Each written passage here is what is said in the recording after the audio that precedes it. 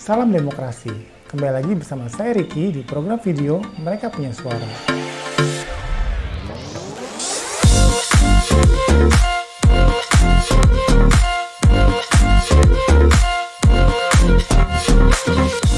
Mereka Punya Suara adalah program video yang menyuarakan hak pilih kelompok minoritas dalam pemilu. Namun sebelum saya mulai, saya mengajak Anda terlebih dahulu untuk like, share, dan subscribe channel kami karena penting untuk perbaikan konten kami ke depan. Kali ini, saya berkesempatan untuk mewawancarai ibu-ibu dari Sekolah Perempuan Kelurahan Jatinegara Kaum, Jakarta Timur. Sekolah Perempuan adalah kelompok belajar informal yang diinisiasi oleh Institut Kapal Perempuan. Ada Ibu Ning, Ibu Sri Mulyati, dan Ibu Saryani yang akan bercerita tentang pengalamannya dalam berpartisipasi dalam pemilu. Kita langsung ke pertanyaan pertama. Apa yang ibu-ibu sukai dari pemilu? Sukanya ya banyak yang ngasih sembako. Banyak yang ngasih sembako, banyak yang ngasih uang-uang money politik. Momen yang disuka itu ketika kita melakukan pemilihan itu tanpa ada paksaan dari pihak manapun gitu. Jadi misalkan kita punya pilihan dengan calon A, calon B, kita sreg, terus kita sesuai dengan hati nurani kita, sesuai dengan misalkan kita punya organisasi gitu kan, kayak isu-isu perempuan gitu. Jadi kita juga milih nyoblosnya juga enak gitu. Saya selama ini emang nggak pernah aktif ya di itu ya, partai-partai nggak begitu suka. Karena saya pikir kalau partai-partai itu banyak yang apa ya, itu di situ tuh banyak kecurangan lah istilahnya gitu. Saya diajak ikut partai ini, pakai partai ini saya nggak pernah mau. Terus saya kalau ada orang yang dari partai nyuap-nyuap itu saya nggak pernah mau. Saya juga menolak. Dikasih duit, dikasih sembako, saya menolak. Saya nggak mau. Saya berprinsip saya bisa menilai siapa yang menurut saya baik, yang bisa membawa negara kita lebih baik, itu yang saya pilih. Itu sesuai dengan pemikiran saya sendiri, hati nurani saya sendiri. Saya nggak mau dipengaruhi yang lain. Lalu, yang paling tidak disukai dalam pemilu, apa Bu? Kalau yang nggak suka kadang suka gini, sebelum pemilu itu kadang suka ada money politik itu loh. Itu saya nggak suka gitu. Yang ayo kamu nyoblos ini nanti dikasih kayak misalkan uang gitu, sekian gitu. Nah itu kan kayak ada pemaksaan gitu. Itu bukan dari hati nuraninya kita gitu. Tadi sebelum kita aktif atau ikut di organisasi sekolah perempuan gitu, sebelum mendapat pendidikan tentang politik, yaitu tentang pemilu, itu kita kalau ada uangnya gitu kan, kita senang gitu kan dapat uangnya gitu. Tapi setelah kita ikut di sekolah perempuan, terus kita belajar bahwa money politik itu nggak baik gitu kan, terus kita dikasih ajaran-ajaran dari pemimpin itu yang pro dengan rakyat kecil, khususnya perempuan, yang punya visi misi yang bagus, yang tepat sasaran. Jadi kayak gitu. Jadi sekarang kita kalau dikasih itu diketok-ketok, kadang ditawarin gitu kan, teman-teman banyak gitu ya kan, dari organisasi atau dari partai-partai gitu. Ayo nanti coblos ini ya dapat duit 150 gitu. Kita bisa tolak gitu. Kita bisa nolak mereka dengan alasan itu nggak boleh gitu kan. Nanti pasti mereka, munafik banget sih, ini kamu butuh duitnya bukan ini. Pasti mereka kan kayak gitu tuh. Pasti itu Mas gitu. Kita kasih penjelasan gitu. Oke deh kalau nggak mau gitu. Dia pasti kadang yang ngasih itu. Kadang bukan cuman uang kan, bingkisan-bingkisan kayak gitu banyak Mas. Ya dukanya itu ya gitu. Kan karena banyak yang curang-curang kayak gitu yang saya nggak suka itu seperti itu. Ya kadang kan apa ya, kadang orang itu pada itu serangan fajar pada ngasih uang-uang sebelum hari H itu, pada ngasih uang, harus milih ini milih itu, yang kayak gitu-gitu saya nggak suka itu Pak. Dukanya kalau pemilu yang kemarin benar-benar sangat sedih ya, karena kita pemilunya tuh ya memakai unsur agama ya, jadi kita kayaknya sedih. Kita mau ngaji ke sini, setiap ceramah ustazah pasti diselingi dengan politik. Terus kalau kita yang udah nggak sealiran dengan dia, kita disangkanya kafir atau apa. Oh lu mah kafir, lu ini gitu. Sama teman-teman tuh kadang-kadang kita suka dijauhin kayak gitu. Makanya saya bilang, saya sih nggak memihak si A, nggak memihak si B, saya yang memihak yang benar. Pemimpin yang benar lah, itulah yang kita ikutin. Masalah agama, kita nggak mau main agama. Saya bilang, yang penting dia tuh bisa membawa bangsa ini dengan bijak dan benar, kayak gitu. Oh saya sih kayak gitu. Kalau dia emang sangat sedih banget kalau yang kemarin tuh semua dilarang kan gitu kan. Kita kayaknya untuk melangkah aja sangat sulit ya. Takut bener. Karena di sekeliling kita tuh kayaknya mata-mata banyak banget, Mas. Wah, money politik dan intimidasi memang hal paling menyebalkan dalam pemilu. Nah, ngomong-ngomong soal intimidasi, menjelang pemilu presiden, Ibu Ning dan suami sempat mendapatkan bully dari rekan pengajian yang mendukung calon berbeda. Ya pokoknya di suasana di wilayah ini juga nggak enak gitu sih. Apalagi waktu zaman yang paling ini banget sih yang pilkada ya, yang pemilihan untuk wilayah Jakarta itu sempet banget tuh Mas. Kayak masjid-masjid gitu kan kasih ceramahnya itu yang enggak ngademin masyarakat, itu malah bikin masyarakat itu jadi resah gitu kan. Jadi kalau yang milih misalkan dengan pilihan kita, tapi pilihan kita itu enggak sesuai dengan misalkan kebanyakan masyarakat di tempat tinggal kita itu kayak gimana gitu loh.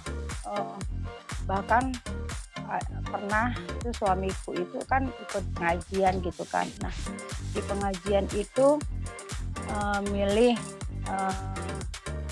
pro-nya di salah satu calon gitu.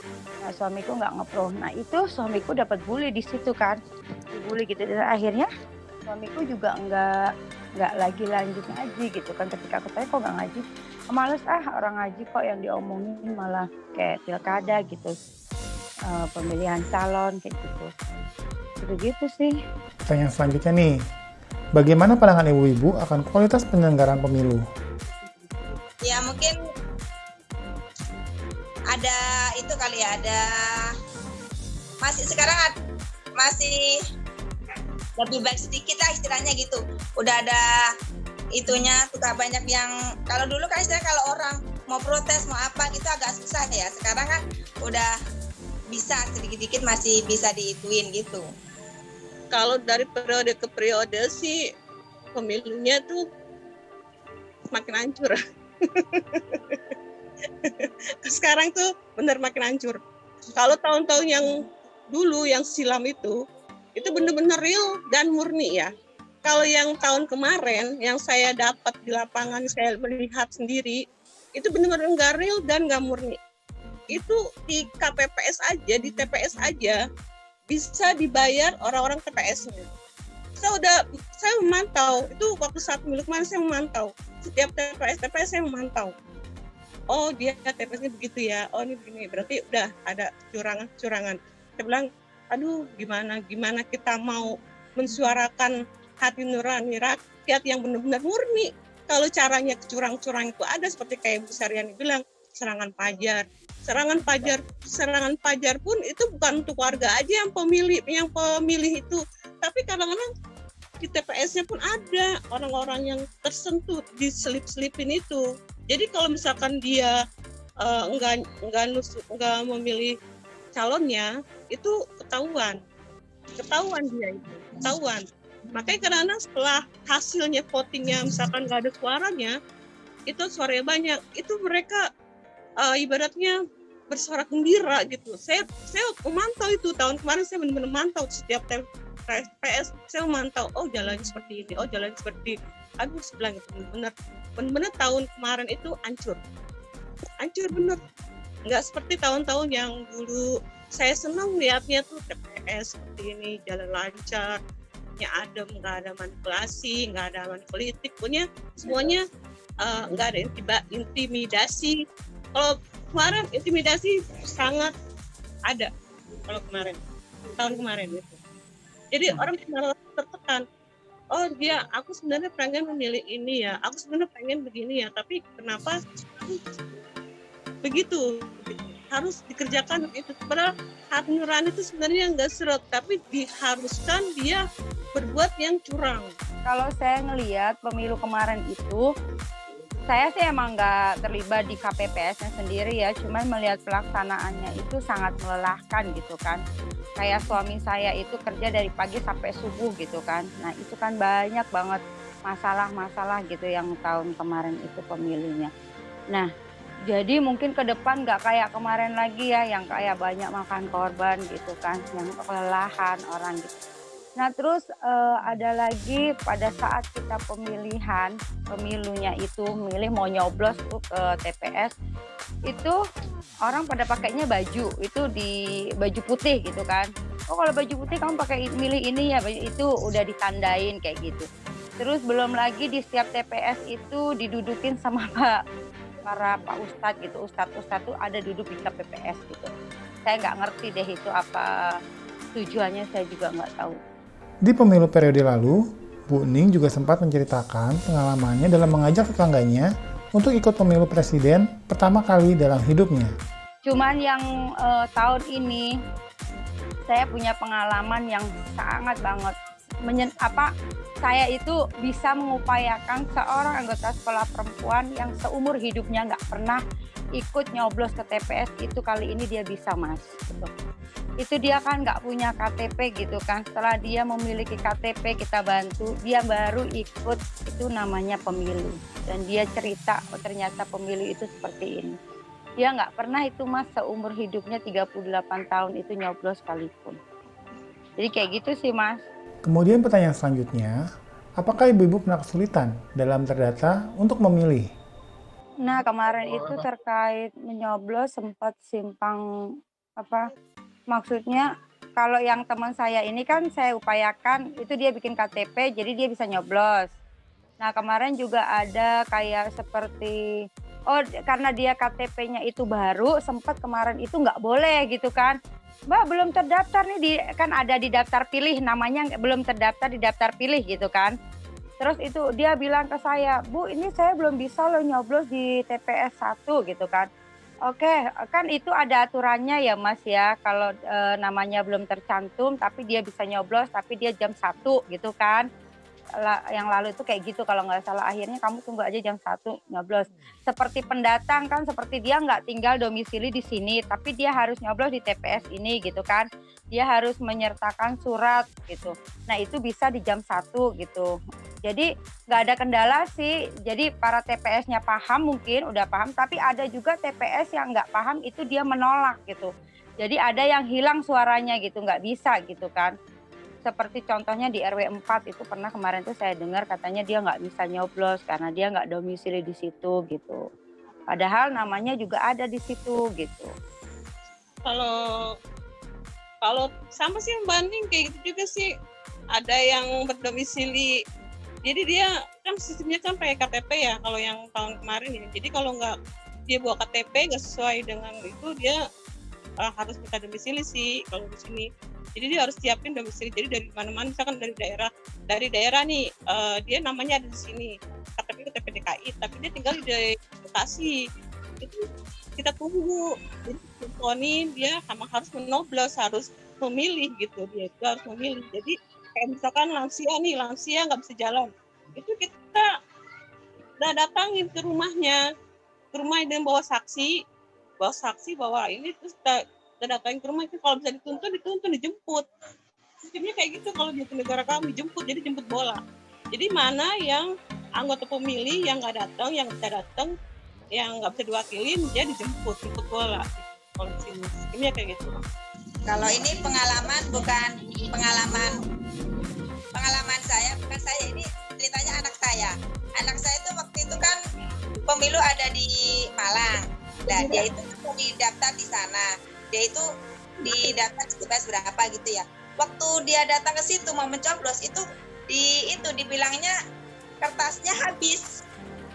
Akhirnya dia itu dianjurin ke TPS lain. Disuruh nunggu terus nyari-nyari TPS yang lain gitu. Itu pengalaman yang dialamin oleh anak saya sendiri seperti itu. Oma Jadi lagi, om papa. kalau di itu kan udah di ituin, udah di istilahnya di apa? Di daftar di TPS ini, kenapa kok bisa kehabisan kertasnya itu? Kalau bisa diituin kan biasanya harus ada lebihan kan? Kalau ada istilahnya suaranya itu berapa, kan ada tambahan berapa gitu kan Pak? Dari mana ibu-ibu mendapatkan sosialisasi terkait pemilu? Kalau dari kelurahan kayaknya saya belum pernah mendapatkan ya sosialisasi. Itu kalau saya mendapatkannya dari sekolah perempuan. Itu saya dapat sosialisasi di situ. Kalau dari kelurahan belum pernah dapat. Cuma kalau ngikutin itu juga sih, pernah jadi anggota KPU ya, apa? Itu yang di KPU ya? Apa? Pantarli. Ya, ikut Pantarli pernah saya sekali. Dari itu aja saya. Kalau yang sosialisasi yang gimana istilahnya orang ngasih sosialisasi ke warga gitu nggak pernah, di sini nggak ada kayak gitu Pak. Ya dari TV aja. Kalau dari YouTube nggak pernah, kan dari TV Pak.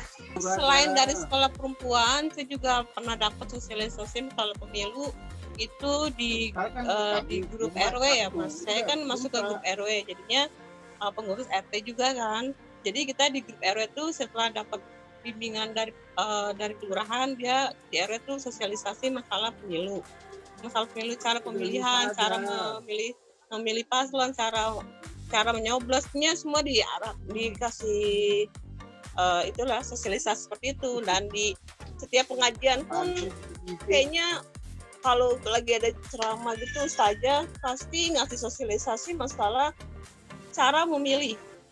Ya mungkin ya cara memilihnya pun diarahkan gitu. Mari ibu bisa kita ada pemilu ya tanggal sekian, jangan lupa gitu. Seperti itu sih Mas. Saya pribadi lebih banyak dapat dari sekolah perempuan mengenai pendidikan pemilu. Sebelumnya saya nggak pernah dapat dari sekolah perempuan.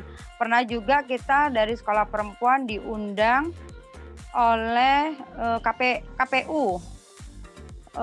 Kita kumpul di Gor Ciracas deh tempo hari itu. Nah, kalau diberi kesempatan nih, apakah ibu-ibu mau jadi penyelenggara pemilu? Penyelenggara pemilu. Boleh sih Mas, nyoba belajar. Kalau penyelenggara ya bolehlah kayak ya ikut jadi KPPS itu kan, saya juga alhamdulillah punya pengalaman kemarin itu pernah ikut itu, insya Allah saya bisa kalau kayak gitu. Saya pengen banget tuh jadi anggota KPPS gitu, pengen banget, tapi belum pernah kepilih karena saya kan saya ijazahnya SMP, kan nggak bisa pakai ijazah SMP, harus SMA, harus pakai surat lamaran kayak lamaran kerja kayak gitu kan, harus pakai SKCK. Ini kan banyak macam syarat-syarat, jadi saya nggak memenuhi syarat-syarat itu. Tadi saya juga dicalonin juga sih anggota KPPS, cuman saya kan nggak memenuhi syarat, jadinya saya nggak pernah bisa masuk. Ya makanya saya paling jadi tim pemantau aja. Kemudian, kalau jadi calon dalam pemilu, ibu-ibu mau menduduki jabatan apa? Belum kepikiran sih Mas untuk nyalonin. Jadi apa Bu caleg?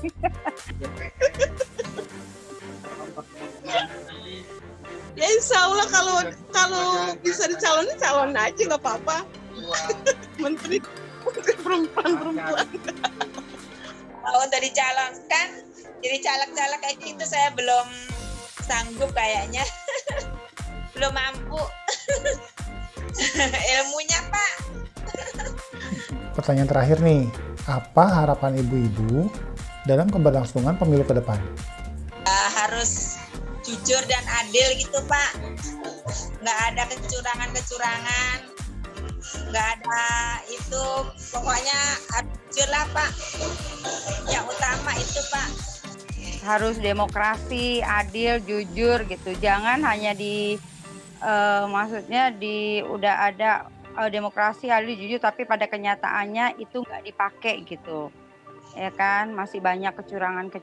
Semoga ke depan pemilu akan lebih baik lagi, tidak seperti tahun-tahun kemarin ya, contohnya tahun kemarin itu tahun yang sangat melelahkan gitu pemilunya. Saya juga maunya demokrasi jujur dan adil.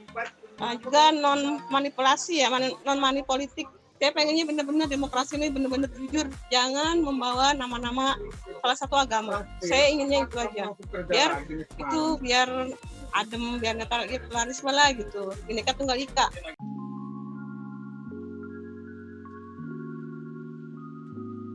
Wah, semoga harapan ibu-ibu bisa terwujud ya untuk menciptakan pemerintahan yang demokratis, kuat, dan memperoleh dukungan rakyat dalam rangka mewujudkan tujuan nasional sesuai dengan Pancasila dan Undang-Undang Dasar 1945.